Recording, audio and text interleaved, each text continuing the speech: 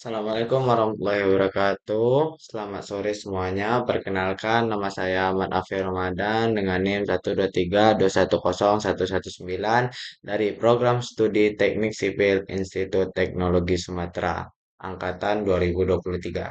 Baiklah, pada kesempatan kali ini saya ingin menjelaskan tentang perkodingan dalam memecahkan persoalan matematika rekayasa dan metode numerik. Baiklah, tanpa basa-basi, saya langsung masuk ke soal nomor satu. Di soal nomor satu ini kita disuruh untuk menganalisis kekuatan beton akibat penambahan bahan adiktif. Yang pertama tentu kita perlu mengimpor pustaka yang diperlukan. Kode ini dimulai dengan pustaka Pandas yang berfungsi untuk memanipulasi data. Lalu ada Matplotlib yang berfungsi untuk memvisualisasikan data dan juga ada Sklearn yang berfungsi untuk regresi linear. Setelah itu membaca data dari file Excel. Seperti yang telah kita ketahui, di sini kita sudah diberikan file Excel tentang eh, tentang beton yang akan kita analisis setelah ditambahkannya bahan adiktif ke dalamnya. Lalu kita mengupload file dari device yang saya gunakan pada laptop saya kali ini, di mana saya sudah menyimpan filenya. Lalu kita mengambil file tersebut dengan menggunakan list. Nama file yang diupload dari data menggunakan file list. Lalu kita membaca file Excel ke data frame.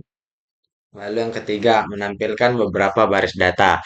Karena yang dibutuhkan hanya beberapa baris data, sehingga kita hanya menampilkan 5 baris data pertama. Lalu kita print hanya 5 baris data pertama. Digunakan print df head. Df head di sini, di mana df-nya Excel yang akan kita baca. Sehingga dapat ditampilkan 5 baris pertama. Lalu selanjutnya memvisualisasikan diagram batang untuk compressive strength versus mix. Atau compressive strength ini kita biasa sebut dengan kuat tekan dengan gabungannya. Lalu kita plot gambarnya dengan fixed size atau ukuran dari figurnya yaitu 7 kali 7, 7 kali 7 inci. Lalu setelahnya kita mengupload diagram batangnya yaitu dengan ada tulisan mix dan compressive strength dengan warna blue atau biru. Lalu kita memberi nama mengupload eh, X pada label dengan nama mix atau campuran dengan ukuran tulisannya yaitu 12. Dan pada plottingan Y di diagramnya pada sumbu Y kita memberikan nama compressive strength dengan ukuran tulisan yang sama. Lalu plot show untuk menampilkan grafik. Setelah itu kita memvisualisasikan diagram batang untuk split tensile atau yang kita kenal dengan kuat tarik. Plot figur fixed size seperti sama kayak yang pada kuat tekan, ukurannya 7 kali 7. Lalu tapi bedanya di sini jika di atas menggunakan compressive strength, di sini menggunakan split tensile dan saya menggunakan warnanya yaitu red atau merah. Warna diagramnya di sini ya teman-teman. Lalu setelah itu saya memberikan judul grafiknya yaitu split tensile versus mix dengan font size-nya 14 sama seperti yang di compressive strength. Setelah itu memberi nama pada label X atau pada sumbu X-nya yaitu mix dengan ukuran fontnya 12 dan pada sumbu Y-nya split tensile dengan ukuran fontnya juga 12. Lalu load show agar menampilkan grafiknya. 6. Menampilkan korelasi antara compressive strength dan split tensile. Yaitu jika kita ingin menampilkan hubungan antara compressive strength dan split tensile, maka digunakan fungsi correlation. Lalu korelasinya dihitung, dimasukkan compressive strength dan split tensile. Setelah itu, agar memunculkan atau memvisualisasikannya, kita print correlation between compressive strength and split tensile dan kita menampilkan hasil korelasinya. Lalu melakukan regresi linier. Pada sumbu X, kita menggunakan variabel independen, yaitu variabel pada compressive strength. Dan di sumbu Y, yaitu menggunakan variabel dependen, yaitu di split tensile. Lalu membuat model regresi linier. Sebagaimana yang kita ketahui, model regresi linearnya perlu dibikin atau dibuat. Yaitu model sama dengan regresi linear ini linear regression ini untuk inisialisasi model regresi.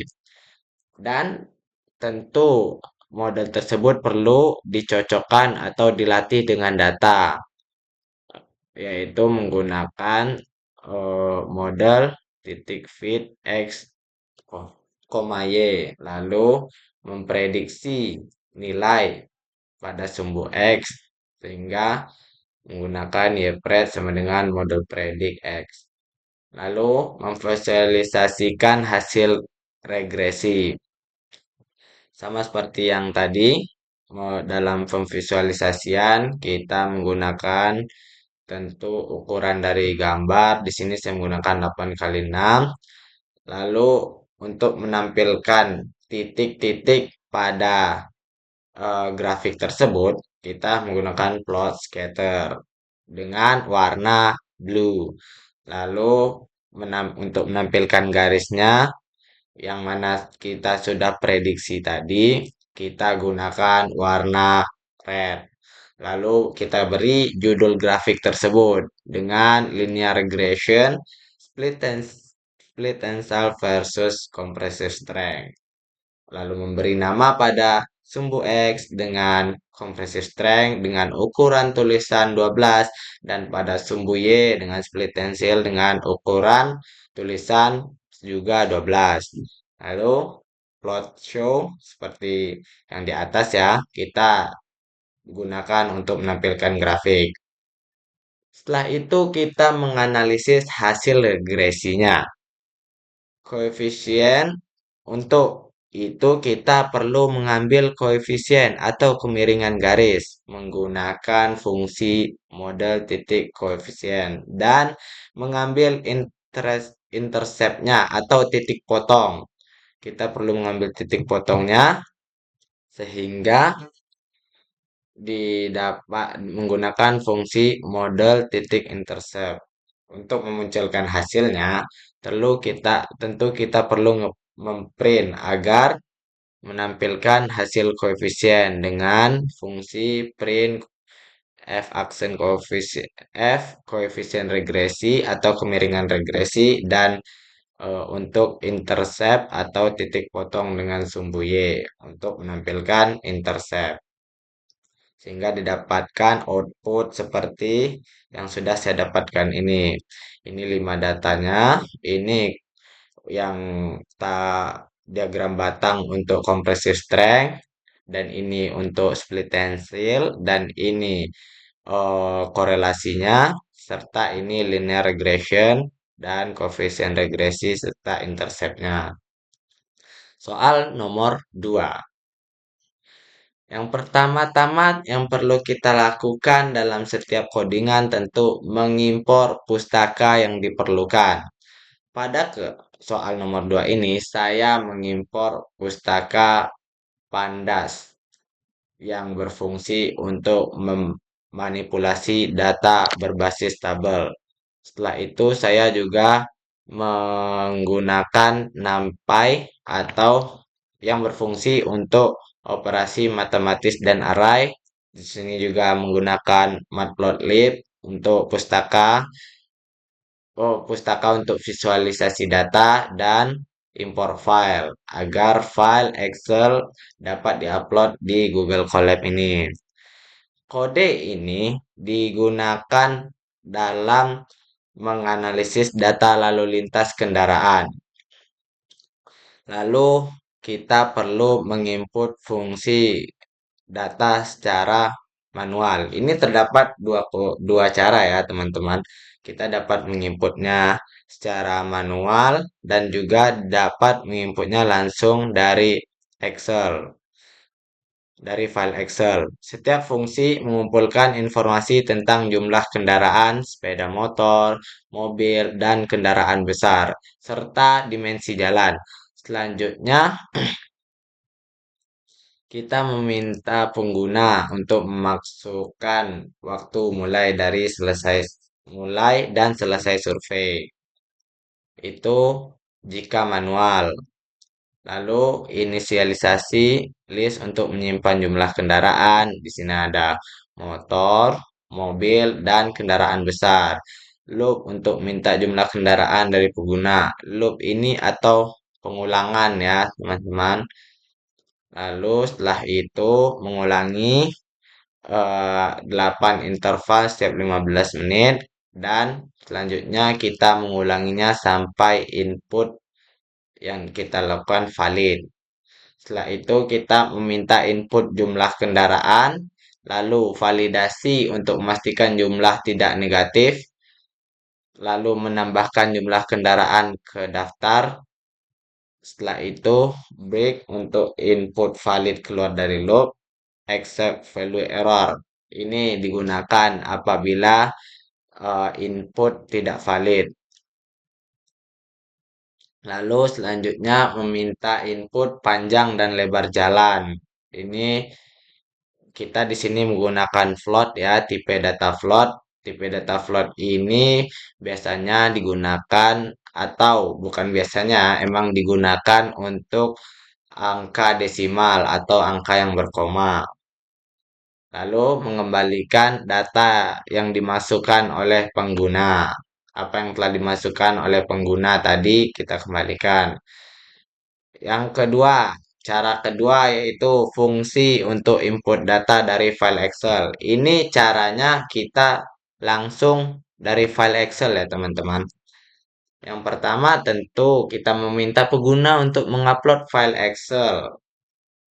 Lalu mengupload filenya dari sistem dan mengambil nama file pertama yang diupload. Setelah itu kita tentu perlu mengupload file Excel tadi ke dalam data frame. Di sini kita menggunakan DFP Direct Excel File Path untuk membaca file Excel dan kita menghapus kolom yang tidak relevan dengan menggunakan filtered columns.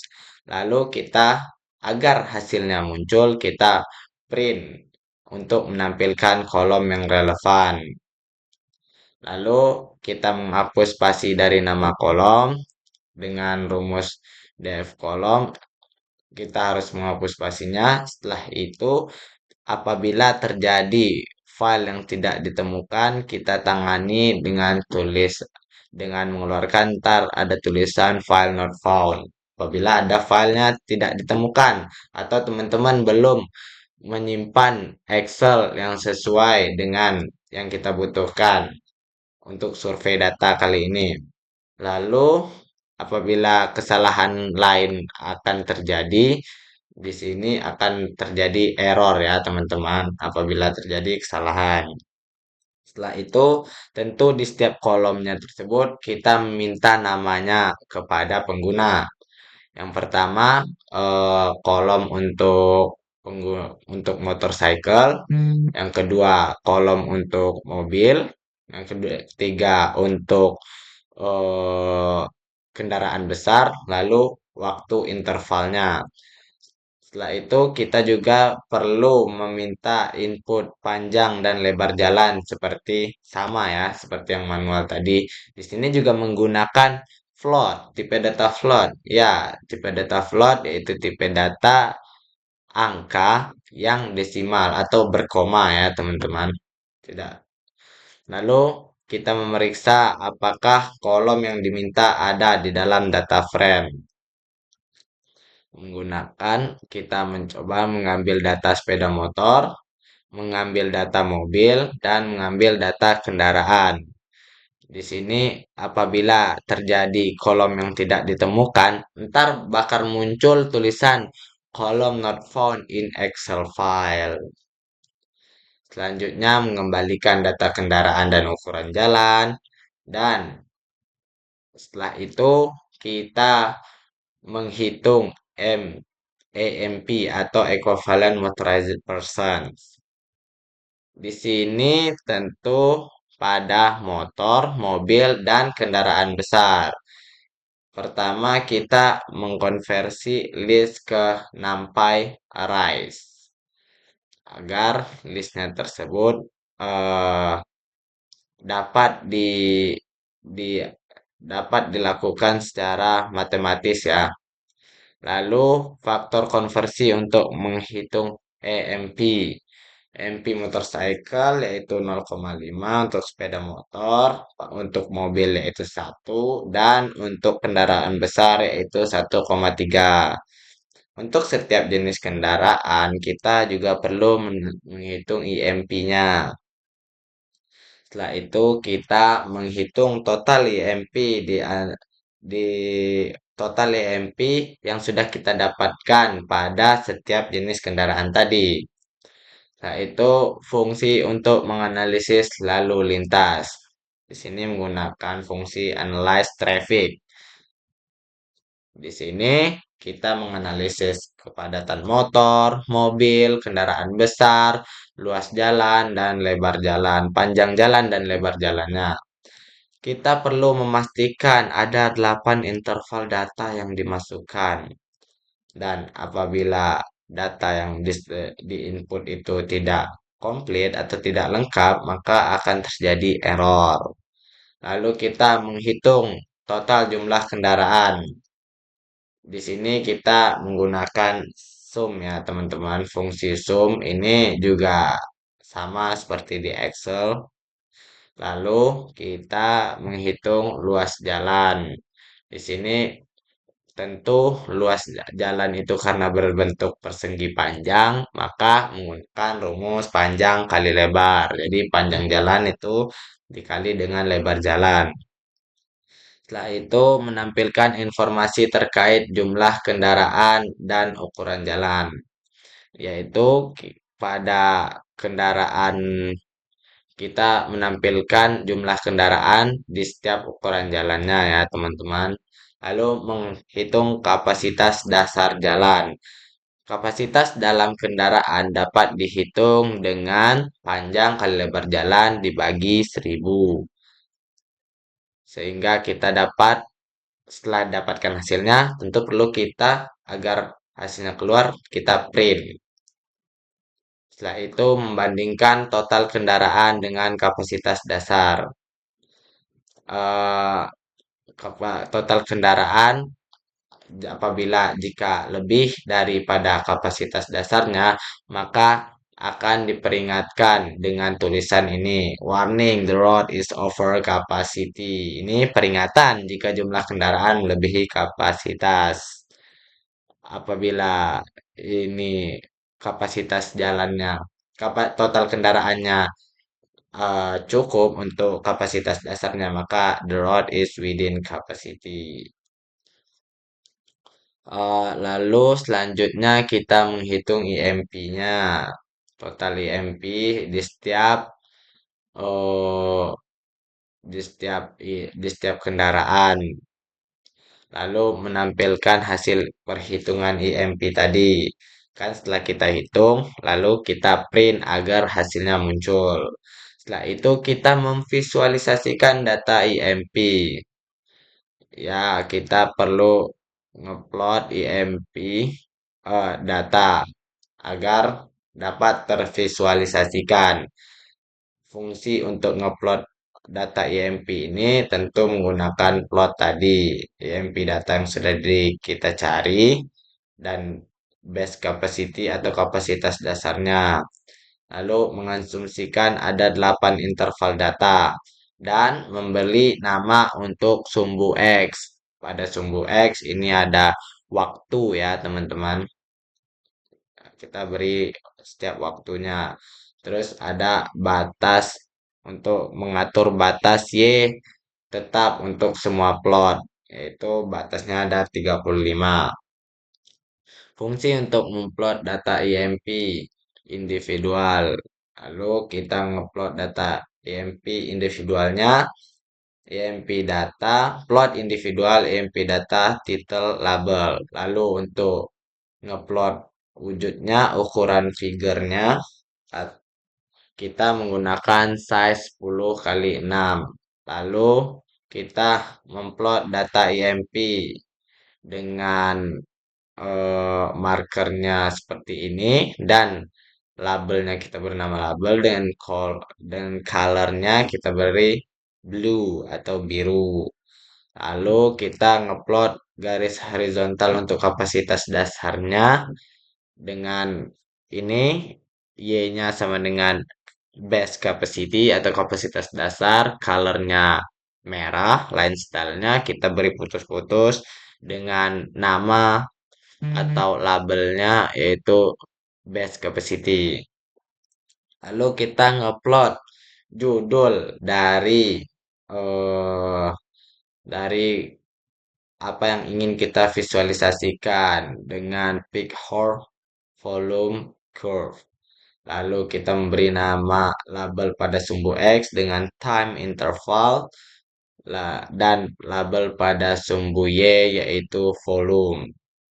Setelah itu menampilkan label waktu di sumbu X yang telah kita atur tadi di sini dan setelahnya kita mengatur batas sumbu Y yang ini yang sudah kita atur tadi ya batasnya teman-teman. Lalu menampilkan gridnya, menampilkan legendanya, dan ngupload show-nya. Setelah itu, untuk motor kita perlu ini untuk motor ya teman-teman. Kita IMP-nya dan untuk mobil plot individual, cars IMP-nya dan untuk kendaraan besar plot individual large vehicles IMP-nya. Lalu untuk total IMP untuk memvisualisasikannya kita menggunakan fixed size atau figure size-nya ini 10 kali 6 dan memberi markernya lambang ini seperti O ini ya teman-teman. Lalu label dengan nama total IMP dan colornya red atau merah untuk memplot total IMP. Lalu garis horizontal untuk kapasitas dasar ya Y-nya sama dengan base capacity, colornya blue, line stylenya putus-putus dengan label base capacity. Lalu kita memberi judul plotnya yaitu total EMP peak hour volume curve dan label sumbu X time interval 15 minutes dan plot Y labelnya sama ya seperti yang di atas tadi. Setelah itu kita membandingkan volume kendaraan. Di sini kita membandingkan volume kendaraan, tapi ini yang perlu divisualisasikannya teman-teman. Sehingga pada figurnya saya tetap menggunakan 10 kali 6 time interval, motorcycle EMP, marker, label. Labelnya tetap motorcycles ya, karena ini motor. Colornya blue untuk plot sepeda motor. Lalu pada plot mobil sama, tapi saya memberi labelnya cars tentu karena ini mobil dan colornya orange. Lalu untuk kendaraan besar, saya memberi warnanya green dan labelnya large vehicles EMP. Setelah itu garis horizontal untuk kapasitas dasar. Ini sama seperti yang sudah saya masukkan di atas, tapi di sini saya memberi warna color red, line stylenya seperti ini, putus-putus. Lalu kita memberi judulnya dengan compression of motorcycle, cars, and light vehicles volume atau ini ya, volume kendaraan, perbandingan volume kendaraannya. Ini untuk judul plotnya. Setelah itu memberi label pada sumbu X, seperti memberi label pada sumbu X dengan time intervals, memberi label pada sumbu Y dengan volume, dan menampilkan label waktu di sumbu X agar ada ya waktunya dan mengatur batas pada sumbu Y. Nampilkan grid, legenda, dan nampilkan plot. Setelah itu kita mengatur alur program dengan menggunakan fungsi karena program tersebut ada yang manual dan ada yang Excel. Di sini kita harus meloop atau mengulangi terus-menerus sampai pengguna memilih untuk keluar. Di sini saya memprint tiga. Di menunya ini ada tiga ya teman-teman. Yang pertama ada input data manual. Apabila sang pengguna mengetik satu, ntar dia akan menginputnya data secara manual. Lalu apabila dia memilih dua, maka input datanya dapat dari file Excel. Dan apabila dia telah selesai dalam penginputan data, dia dapat memilih angka 3 agar keluar dari program. Lalu apabila ini seperti yang telah saya jelaskan tadi ya teman-teman. Dan apabila pilihan dia tidak valid, maka akan keluar tulisan invalid choice. Please try again. Atau pilihan Anda tidak valid, maka coba lagi. Dan akan kembali ke awal loop atau pengulangan akan terjadi lagi. Setelah itu, kita perlu menganalisis lalu lintas berdasarkan data yang dimasukkan. Ini menggunakan fungsi analisis traffic ya, teman-teman. Lalu kita memastikan bahwa fungsi main hanya dijalankan jika script ini dijalankan secara langsung. Maksudnya, apabila pengguna secara langsung menjalankan app pemrograman ini, maka fungsi akan dapat dijalankan. Baiklah, ini ya outputnya teman-teman.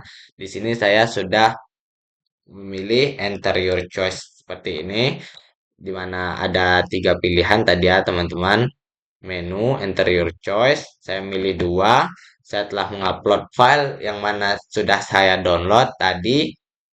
Nah, di sini diminta untuk nama kolom untuk nama kolom pertama. Kolom pertama saya nulisnya motorcycle, kolom kedua mobil, untuk kolom kendaraan besar saya menulis large vehicles dan time intervalnya. Di sini saya menggunakan eh, panjang panjang jalannya 50 meter dan lebar jalannya 7,5 meter sehingga dapatkan ini kendaraannya segini, total kendaraannya dan road area base capacity-nya ada 0,375 dan di sini eh jalannya over capacity ya teman-teman. Ini data-data yang telah saya dapatkan tadi. Nah, setelah itu karena saya telah selesai menginputnya melalui file Excel, saya di sini memilih untuk keluar dari programnya. Sangat simpel kan? Baiklah, lanjut ke soal nomor 3. Pada soal nomor 3 ini dirancang untuk menganalisis data percepatan gempa dari file Excel juga. Yang pertama tentu kita perlu mengimpor pustaka yang diperlukan. Di sini pandas, tidak lupa-lupanya ya ada pandas yang digunakan untuk manipulasi data dalam format tabel atau data frame. Lalu ada NumPy untuk operasi matematis dan manipulasi array. Lalu Matplotlib untuk membuat visualisasi grafik. Dan ini from Google Colab atau import files untuk mengunggah file di Google Colab. Sebenarnya dalam import files ini juga bisa menggunakan Drive ya teman-teman. Tapi biar gampang, biar tidak terjadi kesalahan, saya menggunakan ini import files ini. Soalnya jika menggunakan Google Drive Jika terdapat kesalahan sedikit saja akan terjadi error ya teman-teman. Lalu pertama kita muat data dari file Excel dan memverifikasi nama kolom. Ini load data kita file path untuk memuat datanya. Kita membaca file Excel ke dalam data frame menggunakan ini pd read Excel file path, lalu menghapus spasi dari nama kolom sama ya ini kayak yang di atas tadi data kolom star strip, lalu menghapus kolom yang tidak bernama. Nah, kali ini jika ada kolom yang tidak bernama maka unnamed atau yang tidak bernama ini dapat kita hapus ya teman-teman. Lalu menampilkan nama kolom yang tidak tersedia. Jadi kita ngeprint kolom yang tersedia di file sini ya teman-teman. Setelah itu apabila terjadi error saat memuat data, ntar akan keluar tulisan error memuat data. Setelah itu fungsi untuk menghitung kecepatan dari percepatan. Sini kita menggunakan calculate velocity time Excel. Ini NP ini nampak ya teman-teman. Terus dikali dengan yang di Excel ini dikali dengan time. Setelah itu kita menghitung perpindahan dari kecepatan. Di sini menggunakan calculate displacement, yaitu time dan velocity. Di sini, kalau yang di atas time dan Excel, di sini time dan velocity tetap dikali ya. Setelah itu fungsi untuk menghitung intensitas Arias. Nah, kalau ini kita menggunakan kuadrat ya teman-teman. Excel-nya ini kuadrat dikali dengan gradient. Setelah itu untuk menghitung percepatan kuadrat, ini Excel tinggal kita kuadratkan. Lalu fungsi untuk menemukan waktu accident pertama dan terakhir. Untuk menemukannya kita menggunakan find accidents, time, Excel, dan threshold. Thresholdnya itu 0,05. Menentukan indeks di mana percepatan melebihi ambang batas. Sini telah ada ya nampai where nampai abis Excel lebih besar daripada threshold yang 0 ini, dan jika waktu accident waktu jika ini rumus untuk waktu accident pertamanya teman-teman, dan ini waktu untuk waktu accident terakhir.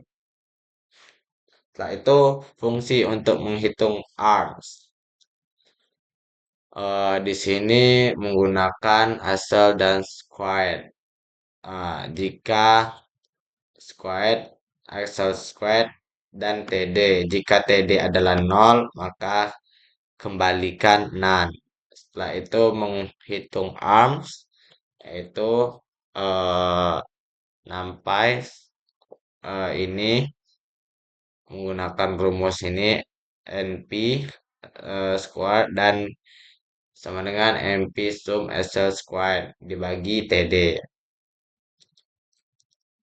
Ini TD-nya nggak mungkin 0 ya karena dia dibagi. Setelah itu fungsi untuk membuat plot grafik.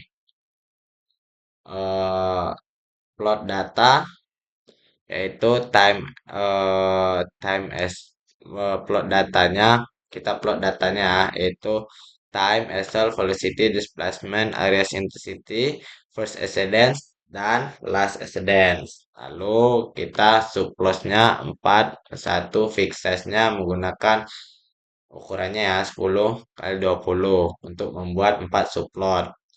Lalu ini kita plot semuanya ya. Ini waktu per percepatan, waktu per kecepatan, waktu per perpindahan, waktu per intensitas area. Di sini kita ngeplot satu-satu, dan agar ini agar tabelnya ini dapat diletakkan ke kanan atas sehingga tidak menutupi grafik, saya menggunakan legend upper right, lokasinya di upper right agar ada di kanan atas. Sini sama ya seperti tadi, label, line style, color, X, Y-nya, titelnya. Di sini judulnya waktu versus acceleration atau percepatan. Lalu yang kedua, plottingan kedua yaitu waktu versus kecepatan sama ya judulnya yaitu waktu versus kecepatan. Ada labelnya pada sumbu X dan label pada sumbu Y. Setelah itu ini waktu versus perpindahan. Sini juga ada judulnya, nama sumbu X-nya, nama sumbu Y-nya. Dan begitupun pada plottingan waktu versus intensitas area. Untuk mengatur layer plotnya, kita menggunakan fungsi plot type layer. Dan untuk menampilkan plotnya, kita menggunakan fungsi plot show. Fungsi utama untuk melakukan analisis gempa yaitu analyze seismic data, yaitu mengupload file dari pengguna.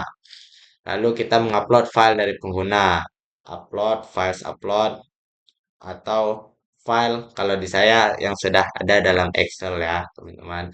Lalu mendapatkan file yang diupload menggunakan list tadi. Lalu kita muat data dari file tersebut.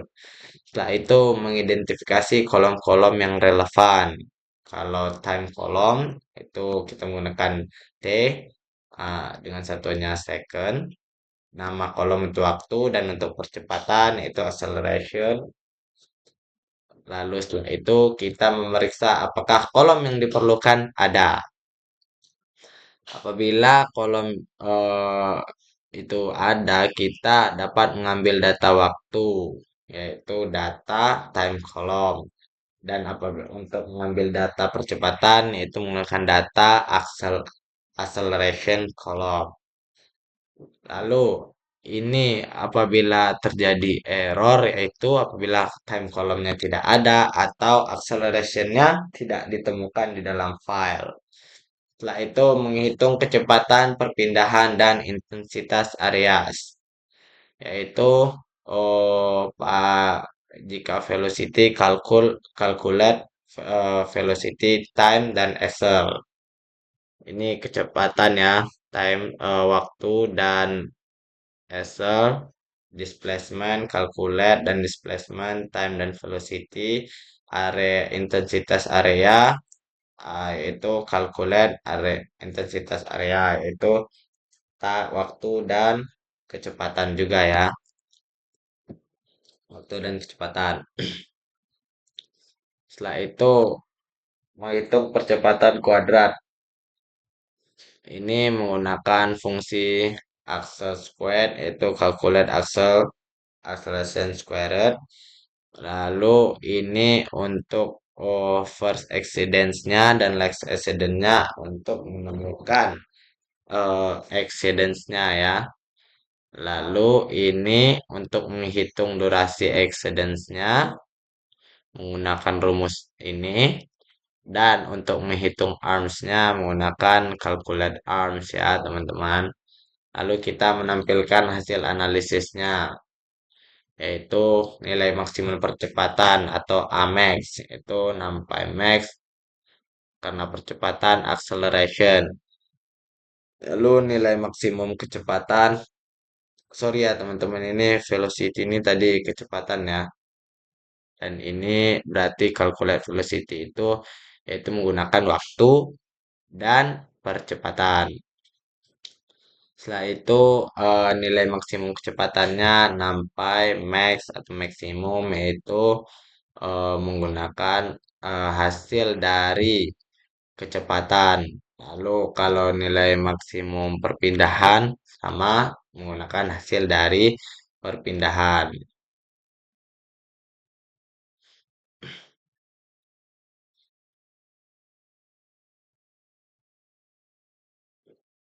Baiklah, selanjutnya kita untuk memvisualisasikannya atau mengeluarkan datanya kita print. Ini untuk menampilkan hasil maksimum kecepatannya. Ini untuk menampilkan hasil maksimum kecepatan, untuk menampilkan hasil maksimum perpindahan, menampilkan durasi exceedance, dan menampilkan arms. Ini sudah ada ya teman-teman printnya. tinggal memasukkan saja. Lalu menambahkan informasi dari first dan last accidents. Apabila eh, first dan last accidents ini yaitu kita dapat menambahkan nilai percepatan pada first accidents-nya menggunakan ini first rumus menggunakan fungsi first accident value. Lalu sama kalau di last accidents-nya menggunakan rumus last accident value. Lalu untuk memunculkannya kita memprintnya ya teman-teman. Waktu dan eh, value-nya. Lalu kita memplot hasilnya, plot data, time, waktu, acceleration, velocity, displacement, intensitas area, first accidents, dan last accidents. Lalu tentu agar analisisnya dapat keluar menggunakan fungsi analyze seismic data. Jadi ini ya outputnya teman-teman. Nih, ini kan tadinya kalau kita tidak menggunakan yang ini eh upper right ini dia bakal di tengah sini. Jadi akan ketutup datanya sehingga saya memindahkannya ke atas. Nih, baiklah. Selanjutnya untuk soal terakhir yaitu soal nomor 4 yang bertujuan untuk menganalisis data curah hujan harian selama setahun. Di sini juga curah hujan bulanan ya, bukan hanya harian ya, teman-teman. Nah, baiklah. Yang pertama, seperti biasa, tentu kita perlu mengimpor pustakanya ya, teman-teman. Menggunakan Pandas, NumPy, dan Matplotlib. Seperti sama ya. Pandas fungsinya untuk mengolah data tabel, NumPy untuk perhitungan numerik, dan Matplotlib untuk visualisasi grafik. Yang pertama tentu kita perlu mempersiapkan data. Membuat dataset simulasi curah hujan harian selama 365 hari.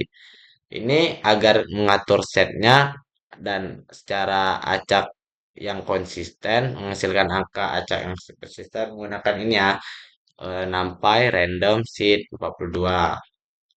Lalu eh, ini membuat rentang tanggal selama 365 hari. Kita mulainya tentu kalau di tahun 2023 Januari tahun 2023 ya. Dan rentangnya periodenya selama 365 hari. Setelah itu menghasilkan data curah hujan harian menggunakan distribusi gamma. Ini rumusnya teman-teman. Nampai random gamma shape scale yaitu bentuknya ada dua, ukurannya 10 ya dan rata-rata curah hujan sekitar 20 milimeter per hari. Setelah itu menggabungkan tanggal dan curah hujan ke dalam data frame. Ini ya, data PD data frame, tanggal. Oh, setelah itu tanggalnya hari, hujan.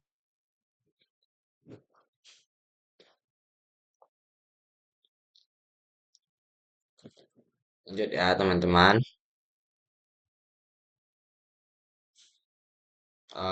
Setelah itu mengatur tanggal sebagai indeks data frame. Tanggal yang pertama tadi ya. Setelah itu menghitung curah hujan rata-rata. Menghitung rata-rata curah hujan per bulan. Di sini menggunakan fungsi rata-rata bulanan, data sampel. Karena rata-rata, maka kita menggunakan fungsi mean. Lalu curah hujan tahunan. Sama ya, tadi data hujan yang ini eh, kita tetap menggunakan fungsi mean. Setelah itu kita menghitung intensitas hujan maksimum. Intensitas curah hujan maksimum dalam sehari dapat menggunakan intensitas maksimum harian. Data hujan tadi, lalu kita masukkan fungsi maksimum. Lalu kita mengidentifikasi hari dengan hujan ekstrim, yaitu menentukan ambang batas untuk hujan ekstrim. Ambang batasnya di sini saya memilih 50 ya, teman-teman. Lalu mengambil ini sesuai data ya. Mengambil data hari-hari dengan curah hujan melebihi ambang batas. Hujan ini menggunakan fungsi hujan, hujan yang ekstrim ya. Biasa ini melewati 50 ini berarti ya. Lalu setelah itu kita memvisualisasikan data. Pemvisualisasian ini sama menggunakan plot ya teman-teman. Pertama kita mengatur ukuran gambarnya menggunakan fixed size. Di sini saya menggunakan 12 kali 6, menggambar kurva curah hujannya. Di sini indeksnya itu data hujannya, labelnya yaitu hujan harian, lalu menggunakan warna blue. Setelah itu rata-rata tahunannya ini untuk pada Y-nya teman-teman. Rata-rata tahunan warnanya red, line stylenya putus-putus, lalu nama nama sumbunya ini untuk garis rata-rata tahunan yaitu eh, rata-rata tahunan ya teman-teman. Setelah itu kita ngeplot scatternya menggunakan warna oranye, lalu indeksnya hari hujan ekstrim hujan mm untuk titik hari hujan ekstrim. Setelah itu kita memberi judul grafik, lalu memberi label pada sumbu X, memberi label pada sumbu Y, menampilkan legenda grid dan grafiknya. Setelah itu karena tadi per hari, harian ya teman-teman. Lanjut kita rata-rata curah hujan bulanannya. Ukuran gambarnya diatur seperti biasa, grafik batangnya. Kali ini untuk bulanan kita menggunakan grafik batang ya teman-teman. Karena ini ada 12 bulan. Sehingga kita selanjutnya memberi judul grafiknya. Sini colornya sky blue. Rata-rata bulanan yaitu kita menginput hujan tadi. Dan ini indeks serve time-nya ya teman-teman. Setelah itu kita memberi judul, memberi label pada sumbu X, label pada sumbu Y, memutar label pada sumbu X, menambahkan grid pada sumbu Y, dan menampilkan grafiknya. Setelah itu kita ngeprint hasil analisis, yaitu menampilkan rata-rata curah hujan tahunan, menampilkan intensitas maksimum harian, menampilkan jumlah hari hujan ekstrim, menampilkan hari-hari dengan hujan ekstrim, dan menampilkan data hari hujan ekstrim. Sehingga output yang didapatkan seperti ini ya teman-teman. Ini hari hujan ekstrim yaitu tanggal segini. Hujannya kan tadi batasnya 50, ini nyampe 72, ada yang 562, ada yang 66. Seperti itu ya teman-teman. Nah, hasil analisisnya curah hujan rata-rata tahunannya dapat 19,84. Lalu intensitas hujan maksimum harinya ada 72,98. Lalu jumlah hari hujan ekstrimnya ada 14 hari. Mungkin sekian yang dapat saya sampaikan. Semoga bermanfaat dan tentu jangan lupa subscribe dan follow channel yang baiklah. Mungkin sekian yang dapat saya sampaikan. Wabillahi taufik wal hidayah. Assalamualaikum warahmatullahi wabarakatuh.